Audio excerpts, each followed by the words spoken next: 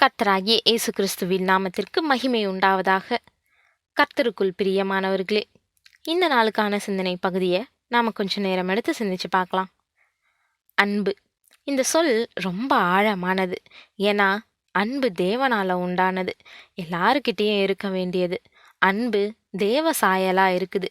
அது நமக்குள்ள நிலையான குணாதிசயமாக இருக்கணும். ஆனால் அன்பு கூறுறவங்களுடைய நாள்னு ஒரு நாள் நியமிக்கப்பட்டு அந்த நாளை ரொம்ப பெருசாக நினைக்கக்கூடிய அளவுக்கு அன்பு இன்னைக்கு அர்த்தமற்றதாக போயிடுச்சு. எதிர்பார்ப்பு கலந்த அன்பை தான் இந்த உலகத்தில் நாம் கற்றுக்கிட்டோம். ஏதோ ஒன்று அடைய அன்பாக இருக்கிறத போல நடிக்கிறவங்க ஏராளம் பேர். தங்களுடைய எதிர்பார்ப்பு நிறைவேறினதும் இல்லை அது கிடைக்காம போனதும் சுயரூபத்தை வெளிப்படுத்துவாங்க.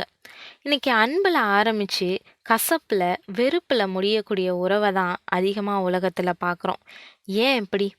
அக்கிரமம் மிகுதியாகிறதுனால அநேகருடைய அன்பு தணிஞ்சு போகும்னு மத்தேயு 24:12 நாம் வாசிக்கிறோம். ஆமாங்க, பாவம் அதிகரித்ததுனால தான் இன்னைக்கு அன்பு தணிஞ்சு போயிடுச்சு. பாவம் இல்லாத அன்பு எல்லாருக்கும் தேவை. ஆனால் அதை யாரும் அடுத்தவங்களுக்கு கொடுக்க இங்கே இல்லை. அன்பை பயன்படுத்தி எதையும் அடைய நினைக்கிறவங்க யாரும் உண்மையான அன்பை அறிஞ்சிக்கிறதே இல்லை.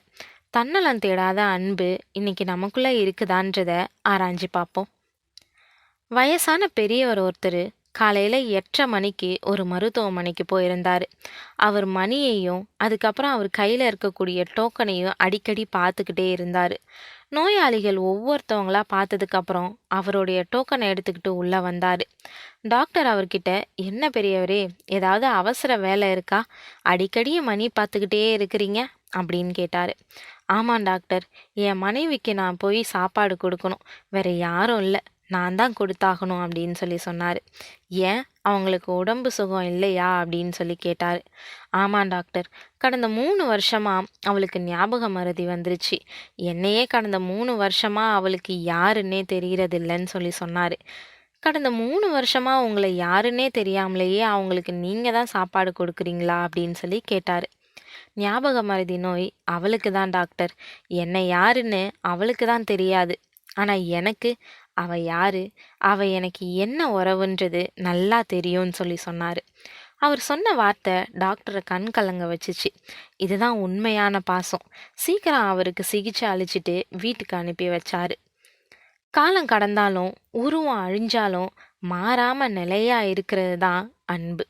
தன்னை மறுதளிக்க காட்டி கொடுக்க காத்திருக்கக்கூடிய சீடர்களிடத்துல நம்மளுடைய ஆண்டவராகிய இயேசு கிறிஸ்து எப்படி நடந்தாருன்றத வேதம் நமக்கு கற்பிச்சிருக்குது. தாம் இவ்வுலகத்தில் இருக்கிற தம்முடையவர்களிடத்தில் அன்பு வைத்தபடியே முடிவு பரியந்தமும் அவர்களிடத்தில் அன்பு வைத்தார்னு யோவான் 13:1 நாம் வாசிக்கிறோம். நாமளும் இப்படியாப்பட்ட அன்பை வளர்த்துக்கணும்.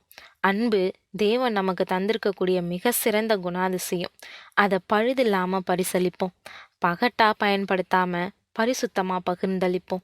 பிரியமானவர்களே, ஒருவரில் ஒருவர் அன்பாய் இருக்க கடவும்.